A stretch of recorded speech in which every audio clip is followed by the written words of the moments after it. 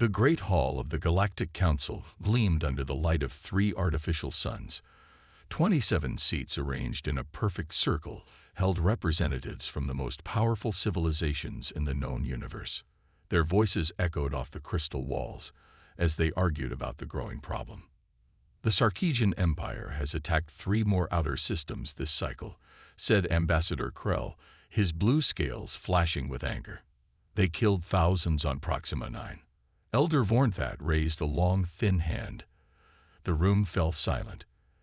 As the oldest member of the council at over 400 years, he commanded respect. "We must consider our options carefully," he said. His voice was calm but tired. "The Sarkeesians grow bolder because they believe we are weak." Ambassador Zixtol stood up. Unlike the others with their strange bodies and colorful skins, she looked almost human, except for her silver eyes and the small ridges on her forehead. "What about the humans?" she asked. "Their planet, Earth, is near the edge of Sarkeesian territory. Perhaps they could help us." The chamber erupted in laughter. Even Elder Vornthat's serious face broke into a smile. "The humans," laughed Ambassador Trill, his tentacles wiggling with amusement. "They only reached their moon less than 100 years ago." Elder Vornthat nodded. "They're just humans, primitive bipeds barely a century into space travel. They build ships that still use chemical fuel." He shook his head. "They cannot even travel faster than light without our help." Zixtol frowned but sat down. She had visited Earth once and found the humans interesting, different. But she knew arguing would do no good. "We will send more ships to patrol the outer systems," Vornthat decided. "The Sarkeesians will not dare attack if they see our forces." On Earth, Admiral Helena Chen stood at the window of her office, looking at the night sky. At 55, she had spent 30 years in service, rising through the ranks of Earth's United Defense Command. Her dark hair was streaked with gray, her face lined with worry. Her computer beeped. A message had arrived, encoded, urgent. Chen tapped the screen and read quickly. Her eyes widened. "Computer, call an emergency meeting. All fleet commanders. Now." Within minutes, her screen filled with faces, men and women from around the world, in charge of Earth's greatest secret. "The Sarkeesians have attacked Kepler 442, she told them. "They destroyed the peaceful colony there. Over 5,000 dead, including our science team." Captain Marcos Rivera, commanding Earth's most advanced ship, spoke first. "Orders, Admiral." Chen's face hardened. "Prepare all ships. It's time to show the galaxy what humans can really do." Behind her, through the window, the stars shone coldly. None of the council races knew that humans had been watching them for decades. Learning, building, preparing. They thought humans were weak, primitive, harmless.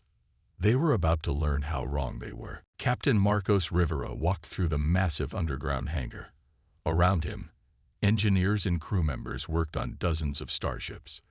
The largest one, the ESS Prometheus, stood in the center, minus 450 meters of gleaming metal and advanced technology.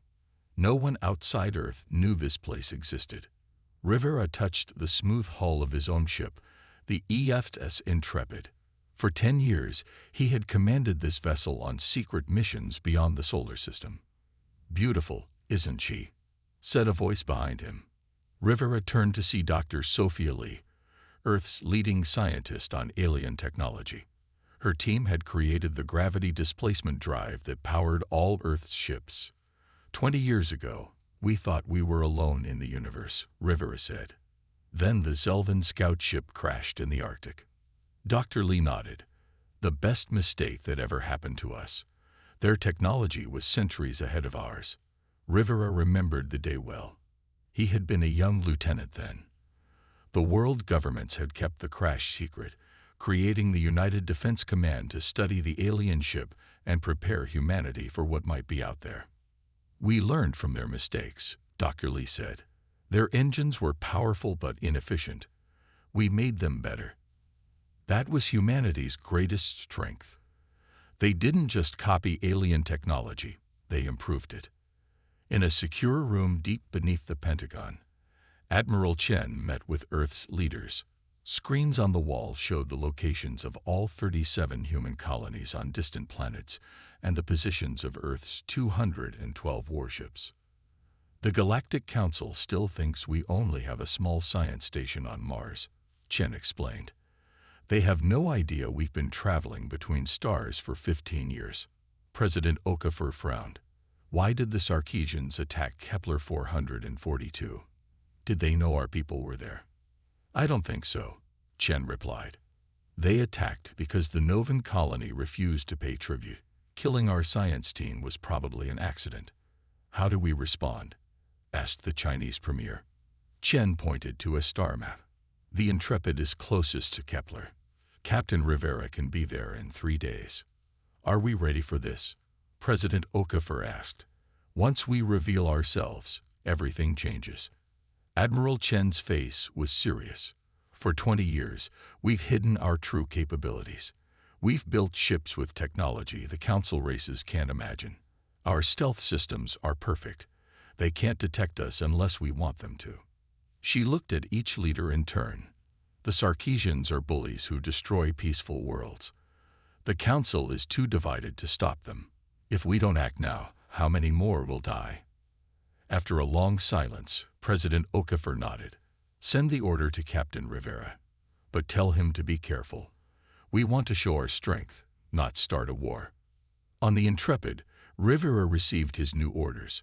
His crew prepared the ship for the journey to Kepler 442. As the massive hangar doors opened above them, Rivera looked at the stars becoming visible in the night sky. Time to show the galaxy what humans can really do, he said quietly.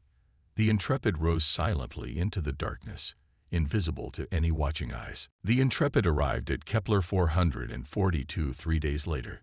Captain Rivera ordered the ship to remain hidden behind the system's largest gas giant. Scan the area, he commanded. Let's see what we're dealing with. Lieutenant Park worked at her console. 5 Sarkeesian warships in orbit around the colony planet. The Novan settlement is. She paused, her face growing pale. Sir, the settlement is gone. Completely destroyed. Rivera clenched his jaw. Any survivors? Scanning for life signs, Park replied. After a moment, she looked up. Yes. About 40 Novans are hiding in the northern mountains. And, wait, 3 human life signs too. Our scientists survived, Rivera said, relief in his voice. Commander Davis, Rivera's second-in-command, pointed to the display. The Sarkeesians are landing troops. They're hunting the survivors. Rivera remembered his orders. Observe only. Do not engage unless absolutely necessary. Do not reveal Earth's true capabilities. But as he watched, a Sarkeesian landing craft descended toward the mountains where the survivors were hiding. They'll find them within hours, Davis said quietly. Rivera made his decision. Prepare rescue teams. We're going in. The Novan survivors huddled in a cave. Among them were Dr. Emily Chen, Dr. Raj Patel, and Dr. James Wong, the 3 surviving human scientists from Earth's research station. They're coming, Dr. Patel whispered, looking at his scanner. Sarkeesian troops, less than 2 miles away. Dr. Chen looked at the frightened Novans. The small, gentle aliens had welcomed the humans to their world, sharing their knowledge freely. Now they were being hunted like animals. We need to move deeper into the mountains, she said. A Novan child began to cry. Its mother tried to quiet it, but the sound echoed in the cave. Too late, Dr. Wong said grimly. They'll hear that. On the Intrepid, Rivera watched the Sarkeesian ships. If he launched rescue shuttles, they would be spotted immediately. Sir, Commander Davis said, we could try to create a distraction. Maybe hit one of their ships and run. Rivera shook his head. Not enough. We need tow. Captain. Lieutenant Park interrupted. The Sarkeesians have found the survivors. They're attacking the cave. On the screen, They could see Sarkeesian troops firing into the cave entrance. Screams echoed through the audio feed. Rivera stood up. Stealth systems off. Weapons online. Take us in. For the first time in 20 years, a human warship revealed itself to alien eyes. The Sarkeesian commander, Vrax, smiled as his troops cornered the pathetic Novans. Soon, the last witnesses to their attack would be eliminated. Suddenly, his ship's alarms blared. "Commander," his officer shouted. "Unknown vessel approaching. Massive energy readings." "Impossible," Vrax snapped. No ships were detected in this system. Then he saw it. A sleek, dark vessel appearing as if from nowhere, larger than his own command ship.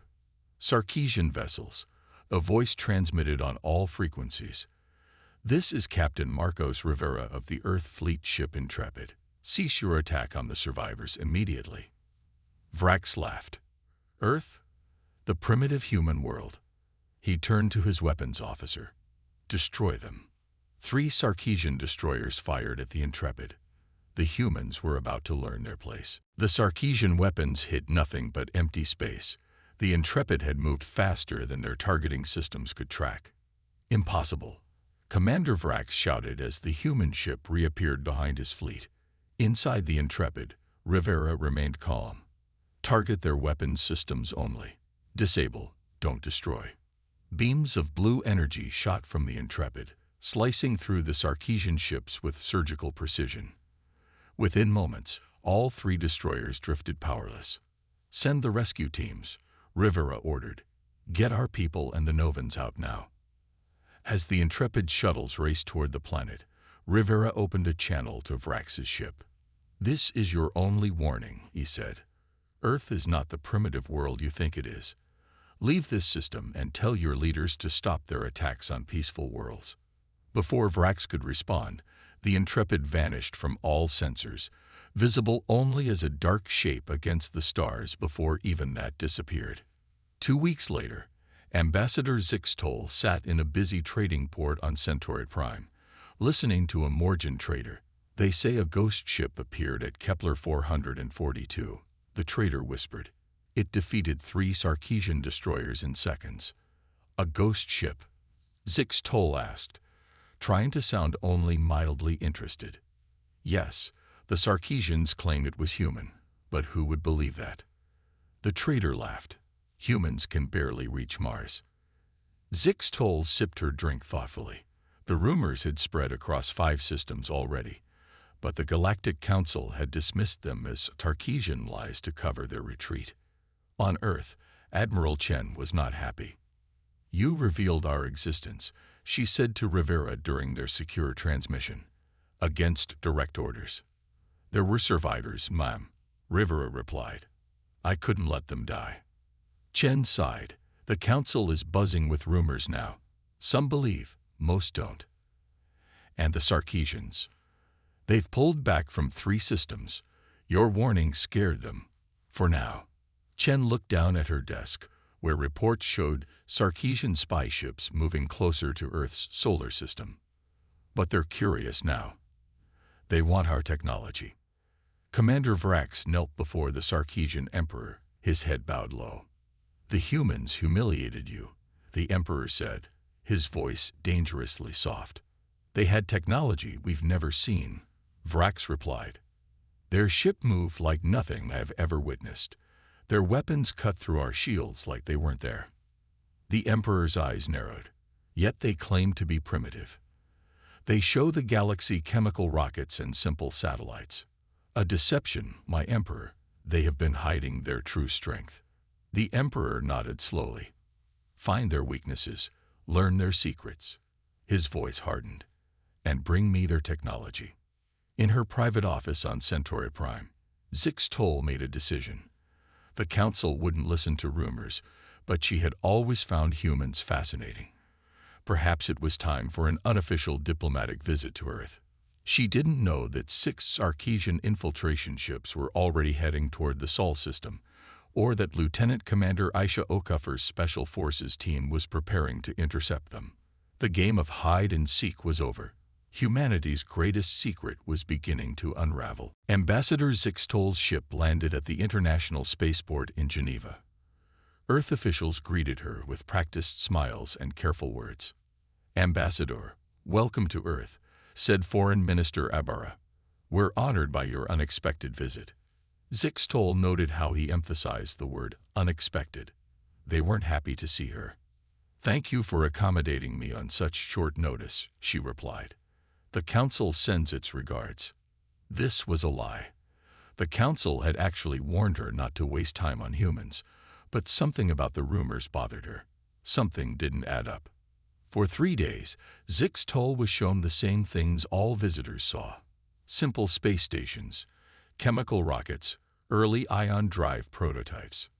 Earth seemed exactly as primitive as everyone believed. But Zixtol had spent decades studying developing species, and something felt wrong.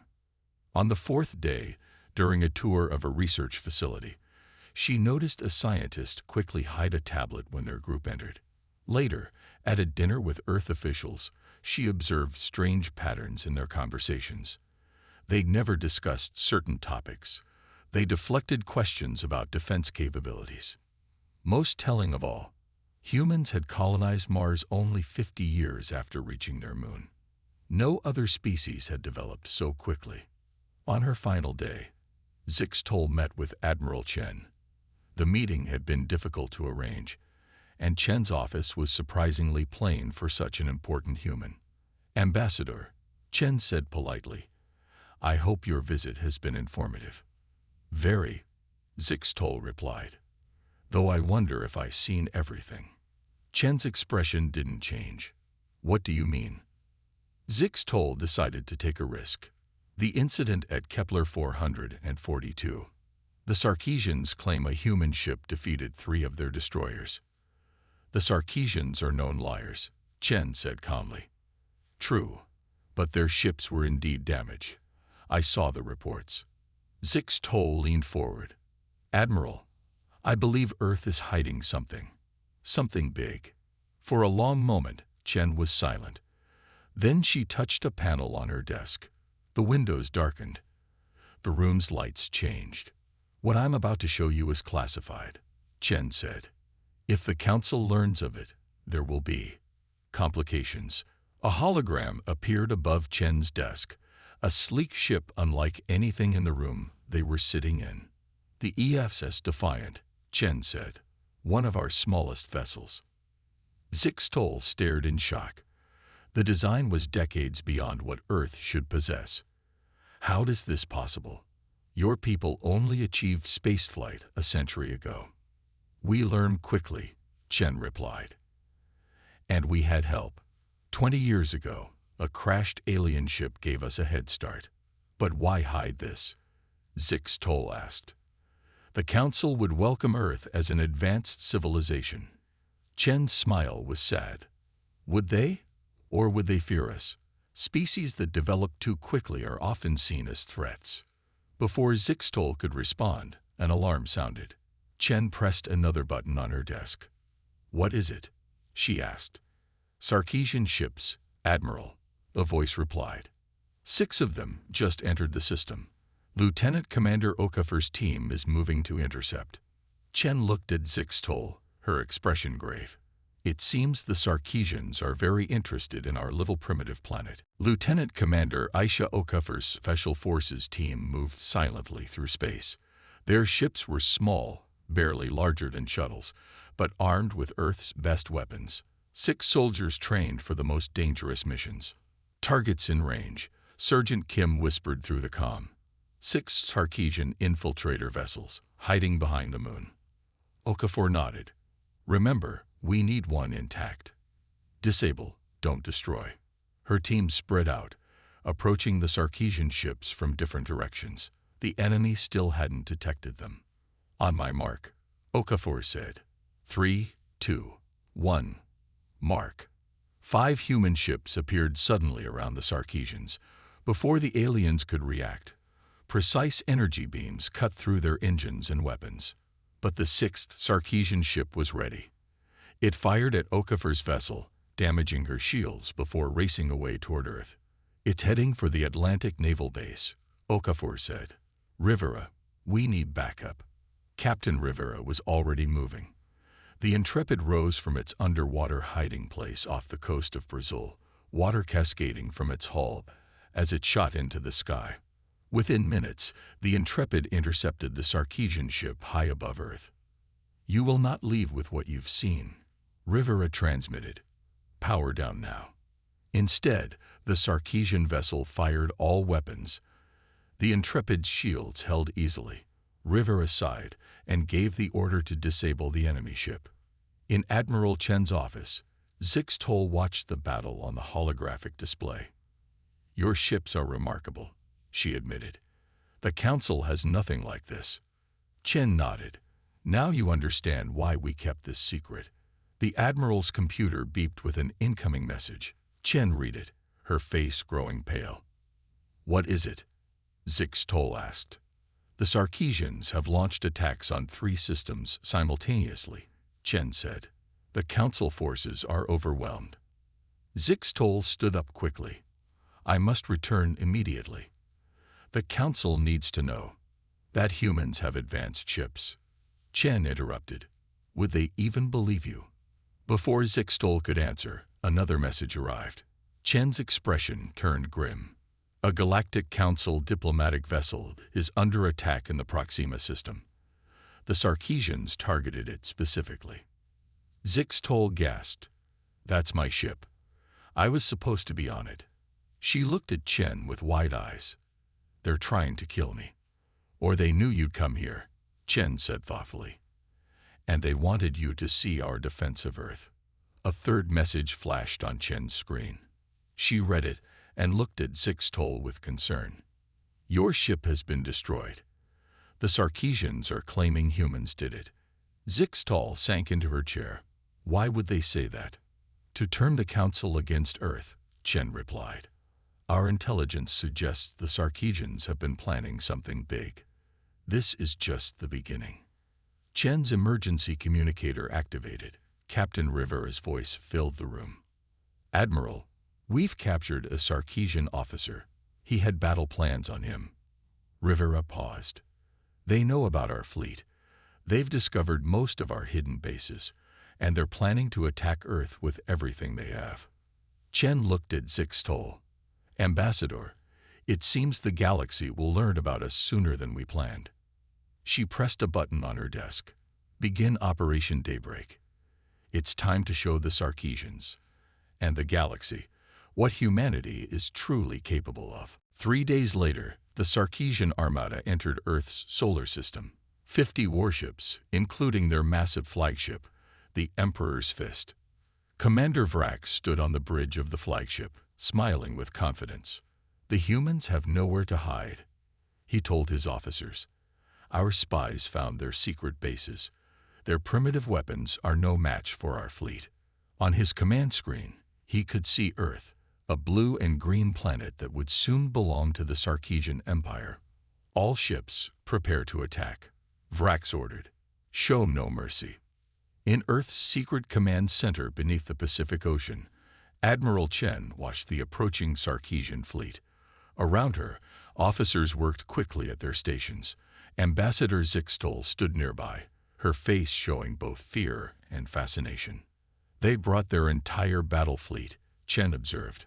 Just as we hoped. Hoped? Zixtol asked in surprise. You wanted this attack? Chen nodded. The Sarkeesians have threatened peaceful worlds for too long. Today, that ends. She pressed a button on her command console.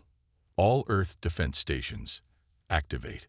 All ships, prepare for Operation Daybreak. In space, Commander Vrax's confident smile disappeared as strange structures began to appear around Earth. Hidden defense platforms emerged from behind clouds, their stealth systems deactivating. A shimmering energy shield began to form around the planet. What is this? He demanded. Report. Unknown defense systems activating all around the planet, his sensor officer replied, voice shaking. They were invisible to our scans. Impossible. Vrax shouted, but he could see it happening before his eyes. Then something even more shocking began. Ships, hundreds of them, appeared in perfect formation around Earth. They had been there all along, hidden by technology the Sarkeesians couldn't detect. On the bridge of the EFS Prometheus, Captain Rivera settled into the command chair. His new ship was 3 times larger than the Intrepid, the pride of Earth's fleet. "All systems ready, Captain," his first officer reported. Rivera nodded. "Open a channel to all Earth ships." On screens throughout Earth's fleet, Rivera's face appeared. "This is Captain Rivera. For 20 years, we have prepared for this day. We built our ships in secret. We trained in shadows. We watched as the Sarkeesians attacked peaceful worlds." He paused, looking at the enemy fleet on his view screen. "Today, we step into the light.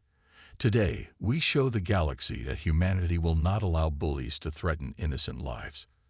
Today, we fight not just for Earth, but for all peaceful species who cannot defend themselves." Rivera's voice grew stronger. "For Earth, for humanity, for peace." Throughout the fleet, 212 ship captains repeated his words. On the Sarkeesian flagship, Vrax watched in horror as the human fleet moved toward them. The ships were unlike anything he had ever seen, sleek, powerful, and terrifying in their precision. "Emperor, save us," he whispered. In the command center, Admiral Chen looked at Ambassador Zixtol. "Now do you understand why we hid our true strength?" she asked. Zixtol nodded slowly, watching as Earth's fleet approached the Sarkeesian Armada. "The galaxy will never see humans the same way again," she said. The space around Earth erupted in light and fire as the 2 fleets met. The Sarkeesians fired first, their weapons blazing across the blackness of space. But the human ships moved in ways the Sarkeesians had never seen. Instead of meeting the enemy head-on in traditional battle formation, Earth's ships broke into smaller groups. They darted around the larger Sarkeesian vessels, attacking from unexpected angles, using Earth's moon and orbital debris for cover. "What are they doing?" Commander Vrax shouted as he tried to track the human movements. "This is not how space battles are fought." But the humans weren't following anyone else's rules. On the Prometheus, Rivera directed his forces with calm precision. "Group 3, circle behind their flagship. Group 5, target their weapons systems only." His second-in-command looked confused. "Sir, we could destroy their ships completely. Why just disable them?" Rivera's eyes remained on his tactical display. "Because we're not like them. We don't kill when we don't have to." In the Earth Command Center, Admiral Chen explained to a stunned Zixtol. "We studied all the tactics used by council races and the Sarkeesians. They fight like ancient sailing ships, in lines, firing broadsides." On the large display, they watched as Earth ships ducked and weaved through the Sarkeesian formation, striking with surgical precision. "We fight differently," Chen continued. "We adapted Earth's historical guerrilla warfare to space. Hit and run. Use the environment. Never be where the enemy expects." Zixtol watched as a human ship disappeared behind the moon, then reappeared behind a Sarkeesian cruiser, disabling its engines before vanishing again. "I've never seen ships move like that," she admitted. "And your weapons?" "We don't aim to destroy," Chen said. "Our weapons target specific systems, engines, weapons, communications. We want to defeat them, not slaughter them." On the outskirts of the battle, a small Galactic Council observation ship watched in amazement. The captain had been sent to verify reports of Sarkeesian aggression. Instead, he was witnessing something unprecedented. "Are you recording this?" he asked his crew. "The Council must see it." His sensor officer nodded, eyes wide as a human ship no larger than a shuttle successfully disabled a Sarkeesian destroyer 3 times its size. "The humans are winning," the officer whispered. "How is this possible?" After 2 hours of battle, it was over. 30 Sarkeesian ships drifted powerless. 15 had retreated. 5 had been destroyed when they refused to surrender and threatened to self-destruct near Earth. On the flagship, Commander Vrax knelt in defeat as human soldiers boarded his vessel. Captain Rivera walked onto the Sarkeesian bridge, his uniform crisp, his face serious. "Commander Vrax, your fleet is defeated. Your emperor will receive our terms for peace." Vrax looked up, hatred in his eyes. "You think this is over? The emperor will send more ships. The council will fear your power and unite against you." Rivera shook his head. "We don't want war with anyone. We just want peace." As Rivera spoke, an urgent message reached him from Admiral Chen. "Captain, return to Earth immediately. We've received a distress call from Centauri Prime. The Sarkeesian main fleet is attacking the Galactic Council headquarters." Rivera looked at Vrax, who was now smiling. "This was just a diversion," the Sarkeesian commander said. "Your victory means nothing." In Earth's war room, Admiral Chen faced the leaders of Earth's nations on large screens. Ambassador Zixtol stood nearby, her face showing deep concern. "The Sarkeesian main fleet, over 100 ships, is attacking Centauri Prime right now," Chen explained. "The Council's headquarters is there. Their defenses are failing." "And we should care why?" asked the Russian president. "The Council has always looked down on us. They call us primitive." Zixtol stepped forward. "If the Council falls, the Sarkeesians will control the most powerful systems in the galaxy. No one will be safe, including Earth." The Chinese premier frowned. "Our fleet just fought a battle. The ships need repairs. The crews need rest. And we have our own world to defend," added the American president. Admiral Chen looked at each leader in turn. "The Sarkeesians tricked us.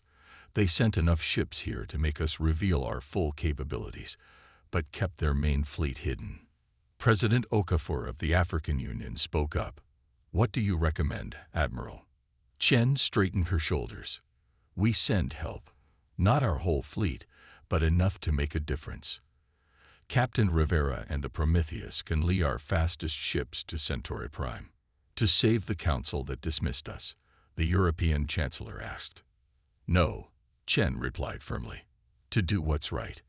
To show the galaxy what humanity truly stands for." Silence fell over the room as the leaders considered her words. Captain Rivera stood on the bridge of the Prometheus, reviewing damage reports. They had won the battle with minimal losses, but his crew was tired. When Admiral Chen's orders came through, he called his officers together. "The Sarkeesians are attacking the council headquarters," he told them. "We're being sent to help." Commander Davis looked surprised. "The same council that thinks we're primitive monkeys." Rivera nodded. "The same." "Why risk our lives for them?" asked Lieutenant Park. "Because that's who we are," Rivera replied simply. "Humans help those in need, even those who've looked down on us." His officers exchanged glances, then nodded their agreement. "How many ships?" Commander Davis asked. 40, Rivera replied. "Our fastest and best. We leave in 30 minutes. On Centauri Prime, Elder Vornthat watched in despair as the Sarkeesian fleet destroyed the last of the Council's defensive satellites. The beautiful crystal towers of the Council city were already damaged from bombardment. "Our ships cannot hold them much longer," a junior aide reported. "We should evacuate." Vornthat shook his head. "There's no time. The Sarkeesians have blockaded the system." On the large display screen, he could see the Sarkeesian ships advancing, methodically destroying everything in their path.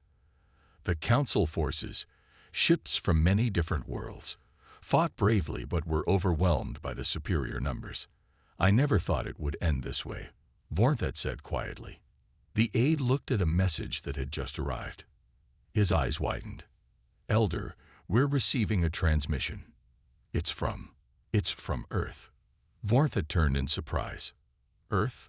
What could they possibly do?" The message was simple and direct. "This is Captain Marcos Rivera of the Earth Fleet ship Prometheus. Hold your position. Help is coming." Elder Vornthat and the remaining council members gathered in the damaged control center.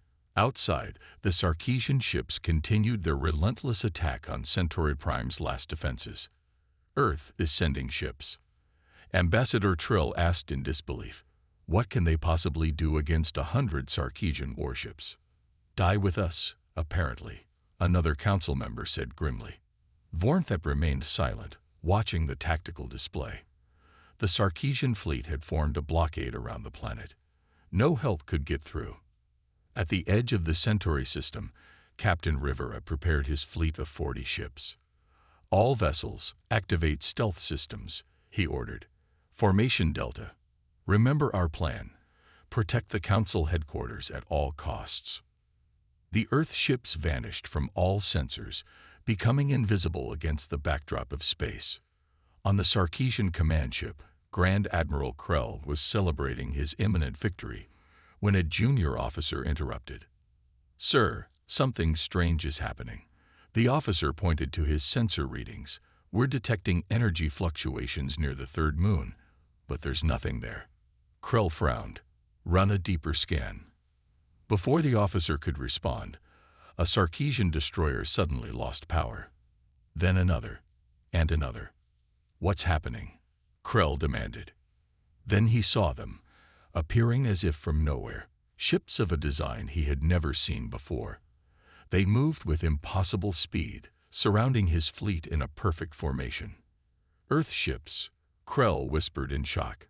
How did they get here so fast? In the Council Control Center, the displays suddenly lit up with new signals. I count 40 ships of unknown design, reported a technician. They're engaging the Sarkeesians. The Council members watched in amazement as the Earth vessels executed maneuvers they had never seen before. The human ships didn't fight in traditional lines. They darted and weaved through the Sarkeesian formation, striking with precision and then disappearing again. Their tactics are extraordinary, Vornthat said softly. Most surprising was when they realized the Earth ships were creating a protective formation around the Council headquarters, taking hits meant for the planet below. They're sacrificing themselves to save us, Ambassador Trill said in wonder. The battle lasted just over an hour. When it ended, the Sarkeesian fleet was in retreat, leaving behind dozens of disabled ships. The Earth fleet had lost only 3 vessels. As the Council members watched in stunned silence, a transmission came through. Captain Rivera's face appeared on their screen. Centauri Prime is secure, he reported calmly. We've disabled most of the Sarkeesian fleet. The rest are retreating. Elder Vornthat stepped forward. Captain, why did you come? The Council has never been an ally to Earth. Rivera's expression remained serious. Because it was the right thing to do. Humans don't abandon others in need, even those who've dismissed us. The council chamber fell silent. Then, slowly, Elder Vornthat bowed his head. I was wrong, he said, his voice carrying through the chamber. They're not just humans. They are humanity. And we would do well to learn from them. 2 weeks later, Earth received a formal invitation to join the Galactic Council. Admiral Chen stood before Earth's leaders as they considered the offer. What do you recommend, Admiral? President Okafor asked. Chen smiled. I suggest a counteroffer. Not membership, but a new beginning. A mutual defense alliance that will reform how the galaxy responds to threats, with humanity helping lead the way. The leaders nodded in agreement. The galaxy was about to change forever.